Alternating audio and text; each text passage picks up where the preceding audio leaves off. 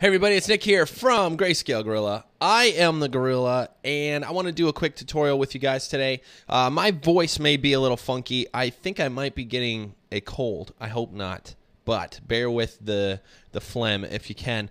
Today we're going to talk about hair. I've been meaning to do a hair tutorial for a long time now, and I guess I never jumped into hair too heavily as a tutorial because I'm not that comfortable with hair. So what I figured was, let's just start this off by showing you what I do know about hair. I've played with it a few times, so I just wanted to run through some of the things I did know, and then maybe in future tutorials we'll get into more complicated hair stuff. But I wanted to just get what I know out, and then get those comments open on the blog, because you guys always have such good ideas about what to try next and what to do. So let's head on into cinema and let's play with some hair, shall we? Here we are, and we're just going to start just like we always do with a sphere, and we're going to add hair to this sphere. So we come up to simulation and go to hair objects and go add hair. And just like that, we got hair.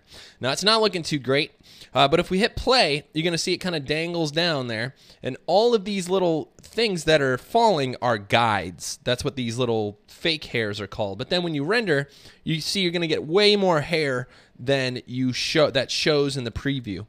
So let's talk about the guides really quickly. If you click on the hair object, you can come into guides, and this will show you how many guides. Let's go back to frame 1 or 0. This shows you how many guides are on the sphere here.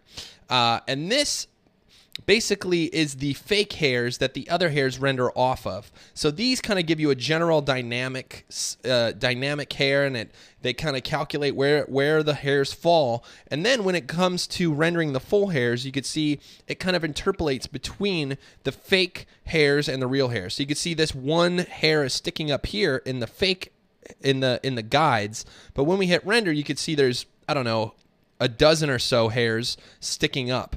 And this is because these are just like they are guides to show where the hair moves to. So some of the things we could do with the guides, if we just hit play here, the guides actually have dynamics on them. So if we go to the dynamics tag in the hair object, you can see we have things like hold roots. If we turn that down, it's going to be really more floppy. You can see it flops a lot more. And if we really strengthen it, you can see it really kind of has a stiff root coming out of the sphere there. You can see that if we zoom in. This is a high hold root, and this is a low hold root. It kind of dangles.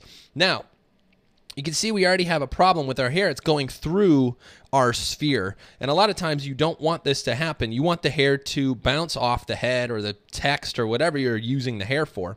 What you have to do is add a collision tag to the sphere. So if you select the sphere and go to tags, hair tags, hair collider, that's what I meant.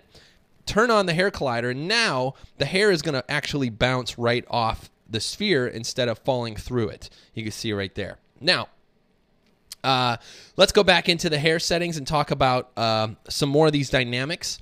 One of them I like here is rest hold. And if you crank this up, let's go to like 70%.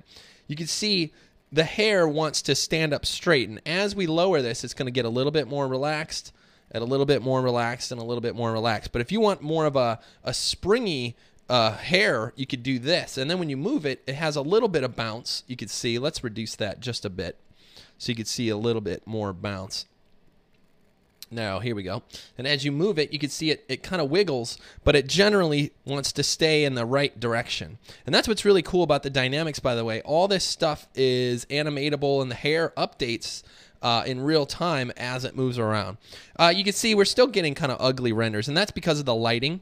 Lighting matters a whole bunch with hair, and that's mainly because hair uses lights in a slightly different way than normal geometry. So let's light this thing really quickly with just a normal light. We'll use the first one kind of out front. This will be kind of our key light here. And you can see when we hit render, it's already looking a little better. Let's let this hair fall down. So let's turn off this rest hold. Let's get the hold roots up just a little bit. Let's let this hair dangle a little.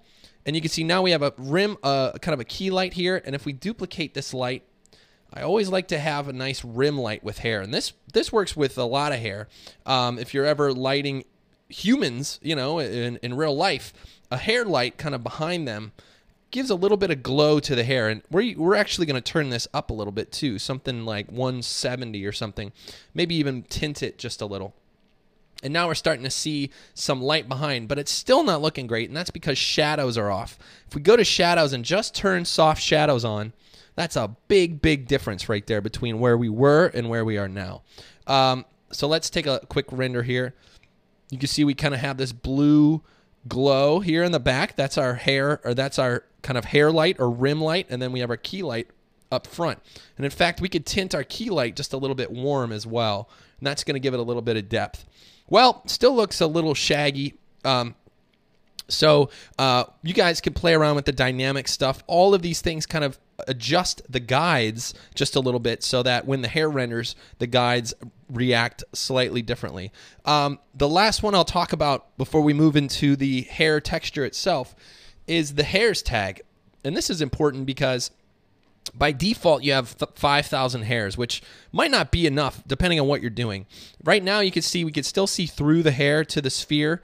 If you really want to crank this up, something like 20,000 hairs, now you're going to see it's going to be a lot more dense and a lot more realistic in some cases as well. So if it's really just too bald wherever, then you can come in here and add more hairs. It's going to make the render a little bit slower, but really not too bad. Hair renders pretty quickly. We got a weird one here. Oh, I reset the count to 2. Let's crank that back up. There we go. I do that all the time. Okay, let's hit play. And now let's talk about some of the hair texture settings. Now, you can see by default we have kind of this moppy, just flat hair. It looks a lot like me with a bowl cut when I was a kid. But you can come into the hair material here and change a lot of stuff. This is where it gets a lot of fun for me. Right now you can see it's kind of this brown color, like I said, my kind of childhood boy bowl cut. And actually, while it's brown, let's talk quickly about the length. And this is a setting here where you can use the length to tell the hair where to grow and where not to grow. There may be a better setting in here to do this, but I use the length. If you turn on length, first of all, you could add variation on the length of the hair, which gives a little bit more interesting look. You can see, there we go. But if you use a texture and you go to something like gradient and go to V gradient, then what you could do is you could say, well, where it's black, I don't want any hairs, and where it's white, I want hair. And now we're actually getting this bowl cut. If we look from below, might be too dark under there, but it's actually stopping the hair on the sphere. And if we go back to frame 0, you're going to see it's only growing hair at the top. Let's kind of move out here. It's only growing hair at the top and not at the bottom. And this could be very helpful for a lot of things. You can map different textures. You could bring in, images into this channel and not just gradients. You could bring like a logo on a flat plane and just grow hair where the logo is, things like that. And you could vary the length. So play around with that as well. This is pretty fun. If you come in and just make like a strip of hair, you could do that as well. And now you can see it's just like a ring of hair. And we hit play here. That's going to dangle down. And now it's just going to be just this kind of bald Sam Eagle kind of thing. So that's pretty fun there. Let's make it all hairy again. And, of course, you could adjust the color. So you could come into the color and make it, bright orange like I always do with everything. And then you could see it's bright orange. Still not too interesting. Depending on what you're trying to do, this really helps. These things down here, the frizz and kink, clump, tighten, all these things start to add variation to hair. It makes it a lot more interesting. So let's just turn on frizz and just do another render. And you can see already it's kind of fuzzing out the edges there. If we turn off turn off kink and turn off frizz and turn on kink, man, I can't say that. Then we get a slightly different one. It's a little more kind of raggedy there, kind of fun. And I'm gonna raise my hair light just a bit so we can see that a little bit more. Yeah, that's looking better. So these are really fun settings. You can play with the amount, the percentage, so we could really make it kind of kink and make really kind of nasty hair there. Same with frizz. You could change the amount, the variation in the frizz. All these things make for a lot more interesting hair sometimes. So definitely play around with those. There's also clump, which makes it so things aren't so uniform. They kind of clump together a little bit. And as we turn that up, you're going to get more clumpiness. There you go. Look at that. Kind of a ratty kind of hairdo. But that's pretty fun. We also have thickness. Thickness is on by default, but you can adjust the root and tip of the thickness of the hair. So you can actually make it really thick at the root and really thin at the end. And then you're going to get this kind of more moppy, thick hair. And you can make this as crazy as you want. You can make it really thick and make it a more cartoony, kind of weird, shaggy dog look. This is turning into more of a like an abstract thing. Not a realistic hair sim, but you can see there's a lot of power in other kind of looks. Even just fattening the whole thing a little bit starts to give you kind of a, maybe a koosh ball effect. You know koosh balls, right? All right, so let's add a little bit of light down in the corner. It's getting a little dark, so I'm just going to lower this light and turn it way down, just like 30%, just to fill in a little highlight down here. Did you hear that? My voice is cracking. There's something up. All right. Do a render. Looking good. Fantastic. All right. What else can we do? With the thickness, you actually have control over the thickness here with the curve editor. So you can make it kind of do whatever you want. You can actually make it start really low, get really thick in the middle, and then taper off again at the end. So this is more, maybe we thicken it up toward the back and then make it really thin at the end. Wonderful. Fun stuff. So that is that's a bunch of fun. So those are the basics of hair. If you want other things to collide, if you want the hair to collide against, like, let's say the floor or something, or if you're animating, that collider tag that I mentioned earlier works on everything. So if you want the hair to kind of fall against the floor a little bit and it's sitting on the floor, then you can actually add that collider tag. You go to hair tags, hair collider, and then when it falls, the hair is actually going to hit the floor and then spread out a little bit right there. You can see it. And then it's gonna have more of a floor effect. Now this is problematic. There's ways around this. You can actually paint the hair and move it around. And I'm not great at this, but one thing you could do is grab the let's see, simulation, hair tools, and you just grab a brush, and you can actually just brush the hair and move it where you want it. And then when you hit play, well, holy crap, it's just going to stay wherever it is. So I obviously screwed something up. This is where hair gets a little tricky for me sometimes. And now this is where you come in. If you guys have kind of hair examples, sometimes things just stop working like that. And then I just kind of hit play and then it starts working again. Luckily, most of the time it works. Now, sometimes, holy crap, I have to redo my hair. I have to delete the hair and kind of go back. Sometimes the guides themselves get a little crazy. There's probably something I'm missing. Somebody smarter than me probably knows the answer. But if you know the answer, please drop it in the comments as well. But now you can see the ground is interacting with the hair a lot more. And if we were to even move that ground up in space, or even animate the ground, it would kind of play with the hair. And the hair would react to other things. So that's kind of fun. Specular. Let me say one more thing about specular, because that's a big deal. If I turn specular off, you're going to see specular has a lot to do with the way the hair is shaped and the texture of the hair and the kind of depth of the hair. When it's off, it's a really furry, fuzzy kind of look. When you turn specular on, you're going to see it's got a lot more white and highlights on it. You can see all this white all over. Now, by default, it's a little high for me, and you could play around with it in the specular. You could just turn the strength down, and the sharpness, too. You can make it fatter or really, really kind of shiny. If you crank it up, then it's just little hints of white here and there, like boom, boom, right there. This helps a lot with realism and kind of kicking down some of that white quite a bit. Color. One more thing about color. I think you could use a noise shader to adjust the color. So if I come in here and say, I want it to be black and white, and I want to scale it actually really big, like 500%, then I hope what we're going to get is a black and white wig blending between black and white. Let's just make sure it's a little bit not black enough. So let's add the low clip. So we just add a lot more black to the scene. And we'll move up the high clip as well. So now it's got more of a, hopefully like a, yeah, shaggy dog kind of effect. Yeah, there's still a little bit going on. Let's see here. It looks like it's adjusting all the way around the edge and not around the object. Now, there's actually a way to do this where you can color the hair in different places, different colors. And I may be screwing this up, but that's another thing for another one. Yeah, I've already spoken too much, haven't I? One last thing is length.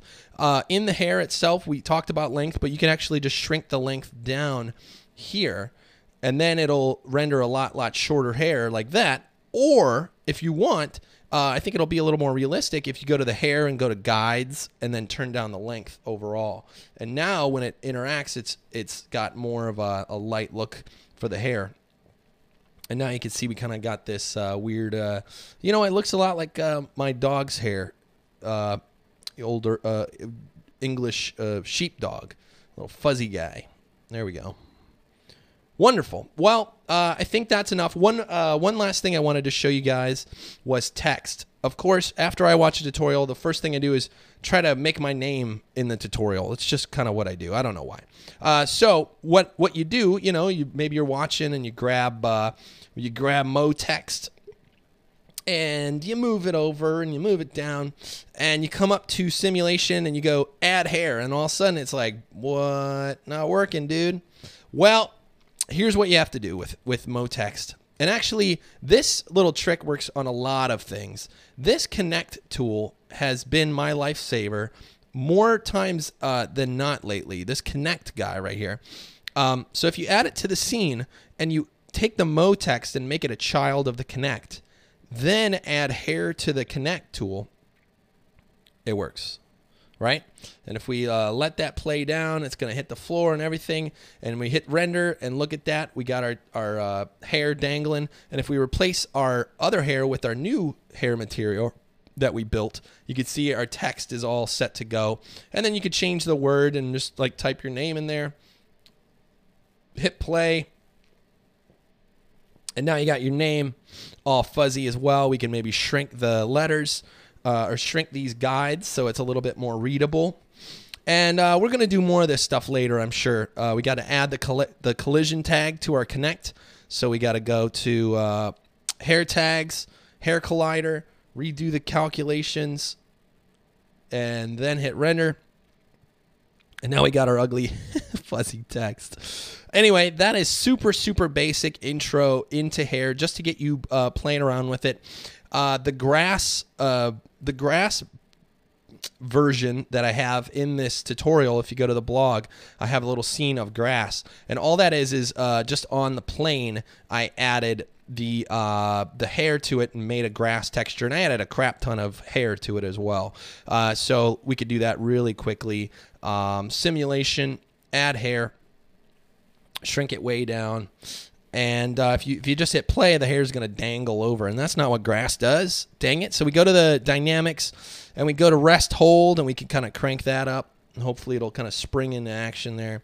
And let's just use the current material and make it green. Let's go like a dark green to maybe a lighter green. That's probably too green. Yeah. And then we go to specular. We could turn that down quite a lot. We can go to thickness and make it a little bit thicker at the top. That might help. And let's add a little bit of kink in the grass because it's never going to be straight, right? But if we do a quick render, you're going to see that's definitely not what we want. So we could go back in Turn the kink way down and maybe turn the frizz up. This might be more frizzy than kinky. That's looking better, but you can see we're really missing a lot of hairs. So if we go into the hair sim and go to hairs and crank this up to like 50,000, you can see it takes a little bit longer to render. It's calculating all the shadows, but now we're getting a lot more detail in the grass, and we could probably add a little bit more by going and clumping it together. A lot of this hair stuff's trial and error because you don't get a good sense until you hit render of what it looks like. You can see there I made it too thick, so we can go to the thickness and really just drop that down. Maybe it's even too thick on the root, and it's just got to be more delicate. But play around, man. It's one of those that you could get lost in for a long time. That looks a little fake, but if we go on angle, and here's a trick: if you don't texture what's under the grass, it'll shine through a lot. So grab a new material, add it to the plane, and then just make this like a dark green or even like a dirt brown or something, and turn off specular, and it's going to hide that plane a lot more, and you're not going to be able to see through it as much. That looks better already. So, you know, you can add a little bit of wind to this. It'll all work with the simulation. That's another thing. I've already said too much, but I think most of these work with hair as well. So why not play around with it? I'll be back soon with another hair tutorial, hopefully with a better voice and a little more focus on what we're gonna do. So if you have any extra hair comments or fun things that hair does that you've tried, post them in the comments. I'd like to see them. It's mainly because I'm just getting started with hair and really want to jump into it a lot heavier than I used to. I used to kind of just play with it, and now I really want to try to learn this thing. So I'd appreciate your help if you smart people know anything too. So there you go. That's what I know right now. I'm going to start playing with hair more right after I stop recording this, dude, and I'll be back with hopefully some more advanced stuff. So thanks again for watching, everybody. I'll see you in another tutorial. Bye, everybody.